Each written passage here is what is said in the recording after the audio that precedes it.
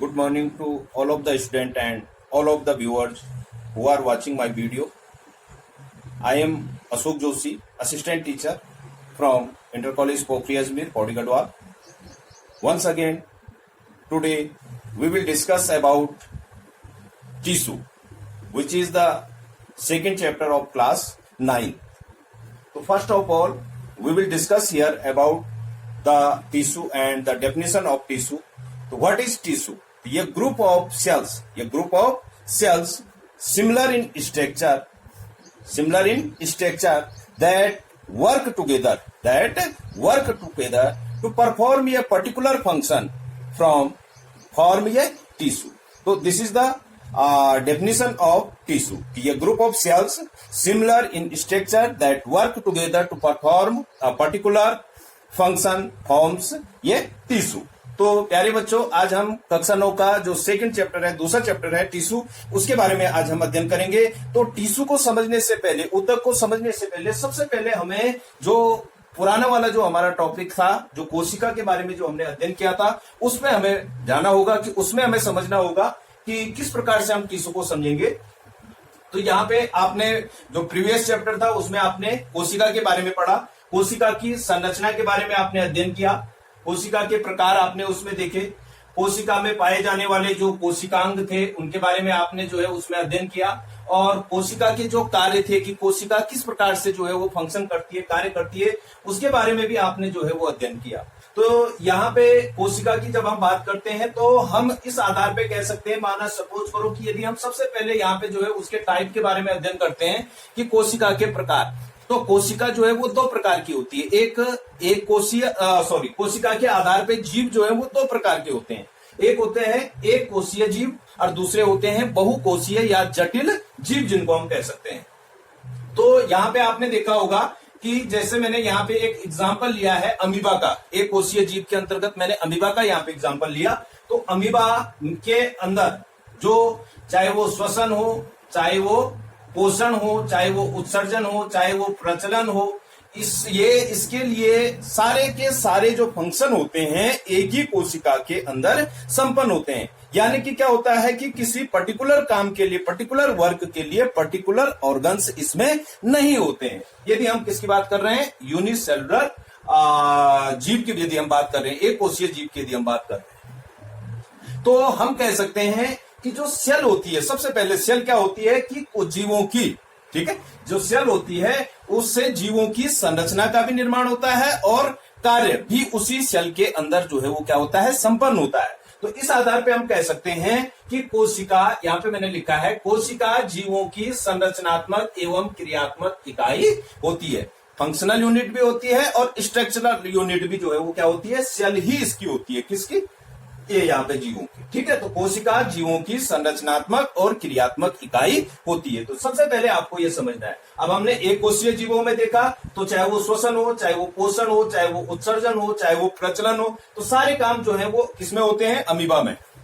तो यहाँ पे जो एग्जाम्पल है अमीबा, तो ये एक सेल है, सिर्फ क्या है, सिंगल सेल है। इसी सिंगल सेल के अंदर जो है वो क्या होते हैं, सारे फंक्शन जो है वो होते हैं। जबकि आपने देखा होगा जो जटिल जीव होते हैं, या जीव को हम क्या कह सकते हैं, बहुकोशीय जीव, मल्टी सेलुलर जीव जिसको हम कहते हैं। तो जटिल जीवों में क्या होता है, जटिल जीवों में किसी भी काम को करने के लिए, किसी भी पर्टिकुलर वर्क को करने के लिए उनमें क्या होता है, श्रम विभाजन होता है। श्रम का यानी श्रम बोलते हैं कार्य का बंटवारा हो गया। भाई मुझे लिखना है, मेरे क्या है, हाथ है, बोलने के लिए क्या हो गया, मुंह हो गया, ठीक है, खाना खाने के लिए दांत, चबाने के लिए दांत हो गए, किसी चीज को देखने के लिए जो क्या हो गए, आंखें हो गई, मुझे चलना है, चलने के लिए मेरे पास क्या हो गए, पैर हो गए। तो यहाँ पे जो है बहुकोशीय जीवों में जो है वो क्या हो जाता है, कोई भी काम है, ठीक है, तो सारे के सारे कामों के लिए क्या होता है, शरीर में श्रम विभाजन होता है। अलग अलग ऑर्गन्स, अलग अलग चीजें जो है उस काम को क्या करेंगी, संपादित करेंगी। तो इसके लिए यहाँ पे मैंने लिखा है कि किसी भी कार्य को करने के लिए इनमें क्या पाया जाता है, श्रम विभाजन पाया जाता है।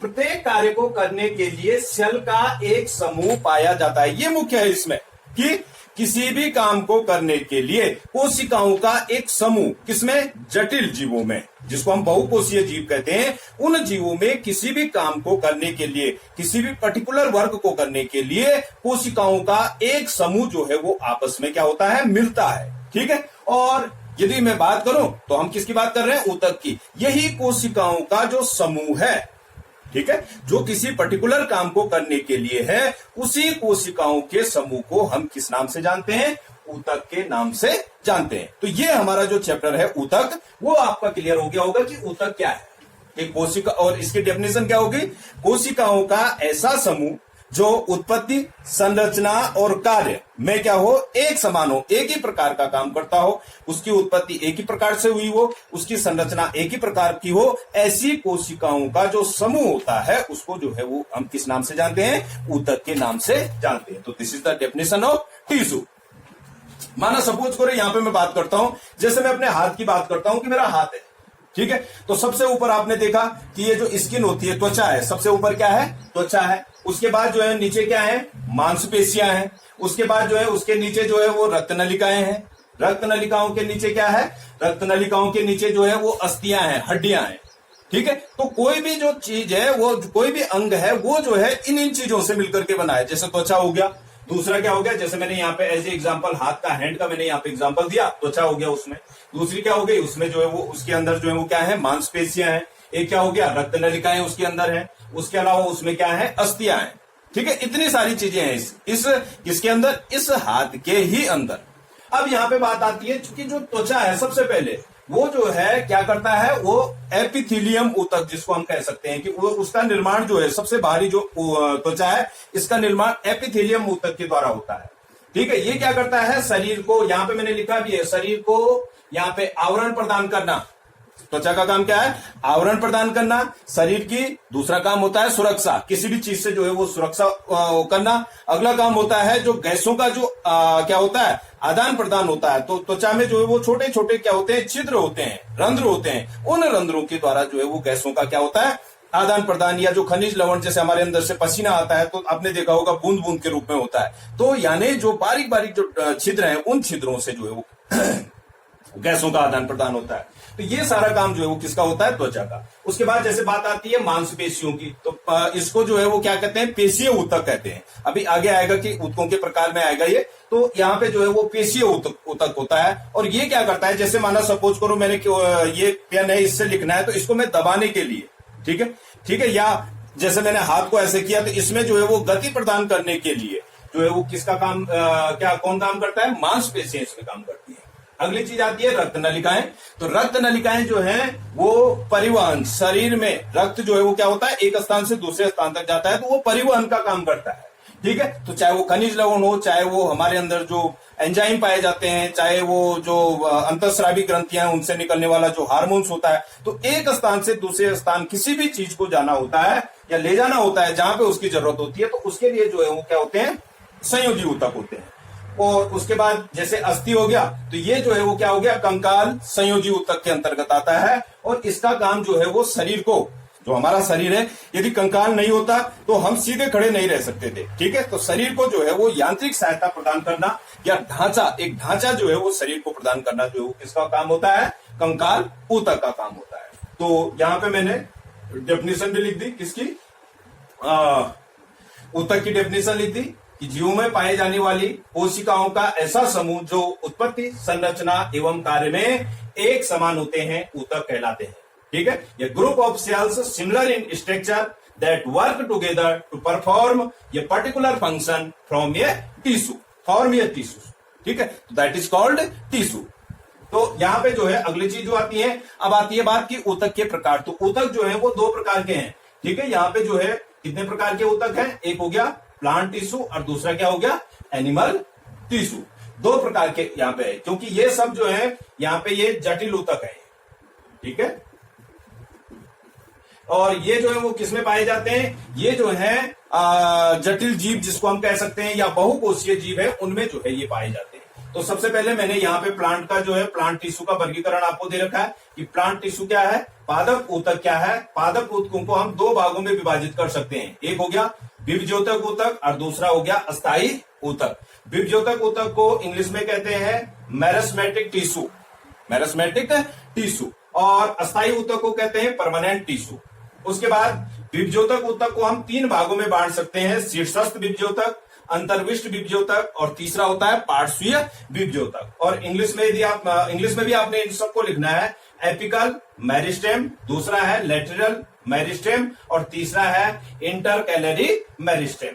ठीक है, तो शीर्षस्थ विभज्योतक को क्या कहते हैं, एपिकल मेरिस्टेम। दूसरा हो गया अंतर्विष्ट विभज्योतक, उसको बोलते हैं लेटरल मेरिस्टेम और तीसरा हो गया पार्श्वीय विभज्योतक, इसको बोलते हैं इंटरकैलरी मेरिस्टेम। ठीक है, तो विभज्योतक ऊतक के जो है वो कितने पार्ट हो गए, 3 भाग हो गए। उसके बाद नंबर आता है अस्थायी ऊतक। तो अस्थायी ऊतक को हम 2 भागों में बांट सकते हैं, एक हो गया सरल ऊतक और दूसरा हो गया जटिल ऊतक। सरल ऊतक को सिंपल टिश्यू और जटिल ऊतक को कॉम्प्लेक्स टिश्यू के नाम से जानते हैं।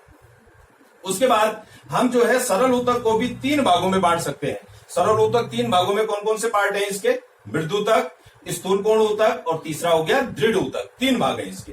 तो मृदुतक को कहते हैं पैरेन्काइमा, स्थूलकोण ऊतक को कहते हैं कोलेनकाइमा और दृढ़ ऊतक को कहते हैं स्क्लेरेनकाइमा।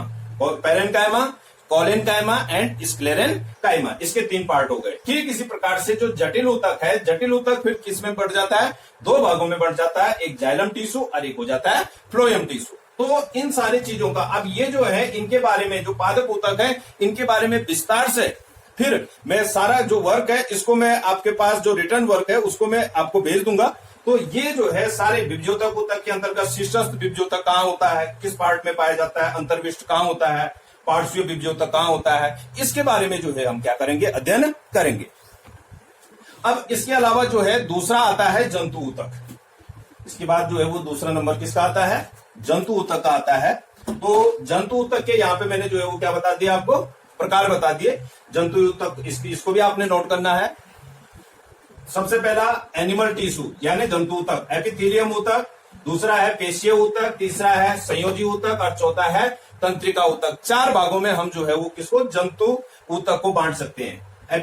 एपिथेलियम टिश्यू और पेशीय ऊतक को मस्कुलर टिश्यू कहते हैं, संयोजी ऊतक को कनेक्टिव टिश्यू कहते हैं और तंत्रिका ऊतक को नर्वस टिश्यू कहते हैं।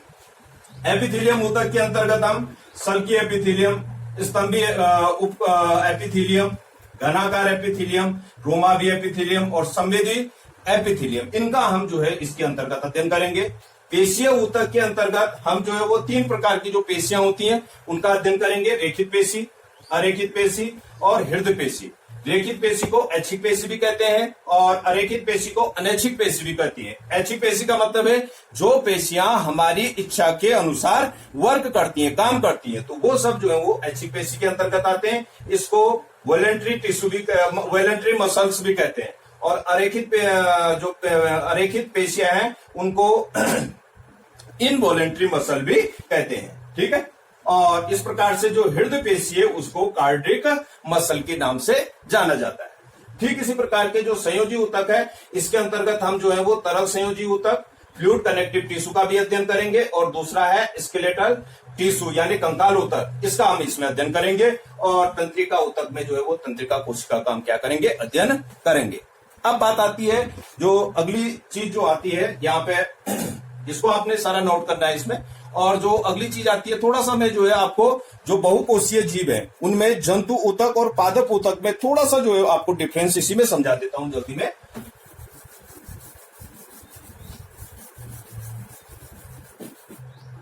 एक तरफ हो गया पादप ऊतक और एक तरफ हो गया जंतु ऊतक।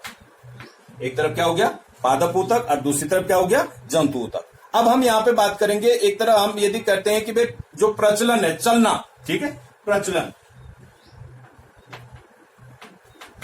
यानी जिसको हम मूवमेंट कहते हैं, गति जिसको हम कहते हैं, तो जंतु ऊतक जो है वो क्या करते हैं, ये भी जो है वो कैसे हैं भाई, बहुकोषीय जीव है, जटिल है। तो इनमें क्या होता है, जो प्रचलन है यानी जो गति होती है, इनमें जो है वो गति चलती रहती है। जबकि आपने देखा होगा जो पेड़ पौधे होते हैं, पादप जो होते हैं वो कैसे होते हैं, स्थिर होते हैं। ठीक है, पेड़ पौधे कैसे होते हैं, स्थिर होते हैं। ठीक है, तो अगली चीज जो आती है वो क्या आती है कि इनमें जो ऊतक होते हैं, ठीक है, इनमें ऊतक जो है उनकी अधिकता पाई जाती है, किसमें, इसमें। ठीक है, और ये जीवित होते हैं। किसमें? जंतुओं में जो पाए जाने वाले जो ऊतक होते हैं वो मोस्टली जो है वो कैसे होते हैं? जीवित होते हैं। ठीक है। जबकि किसकी बात करूं मैं? जो पादपों में पाए जाने वाले जो ऊतक हैं उनमें अधिकांश जो है वो कैसे होते हैं? मृत होते हैं। अधिकांश कैसे होते हैं? मृत होते हैं। ठीक है। इसमें हम क्या लिख सकते हैं? अधिकतर कैसे होते हैं? मृत। जबकि ये अधिकतर क्या होते हैं? जीवित होते हैं। ठीक है। तो इस प्रकार से जो है मैं इसमें क्या कर रहा हूं? अंतर कर रहा हूं। अगली चीज आती है ऊर्जा की, जो है इसमें अधिक आवश्यकता होती है। इनको जो है ऊर्जा की अधिक आवश्यकता होती है। ठीक है। क्योंकि इनमें जो है ये इधर उधर चलना, कोई चीज, बहुत सारे फंक्शन होते हैं इसमें, तो इनको जंतु ऊतकों को ऊर्जा की जो है वो क्या होती है? अधिक आवश्यकता होती है। जबकि जो पादप ऊतक होते हैं वो सिर्फ कैसे होते हैं? अपने स्थान पे जो है वो कैसे होते हैं? खड़े होते हैं। तो इनको जो है वो ज्यादा किसकी आवश्यकता नहीं होती है? ज्यादा ऊर्जा की आवश्यकता नहीं होती है। इसमें लिख देना अधिक ऊर्जा की आवश्यकता नहीं होती। ठीक है। इनको जो है वो किसकी आवश्यकता नहीं होती है? अधिक ऊर्जा की आवश्यकता नहीं होती है। और अगली चीज आती है कि जो जंतु ऊतक होते हैं ये जीवन भर इनमें विभाजन होता रहता है।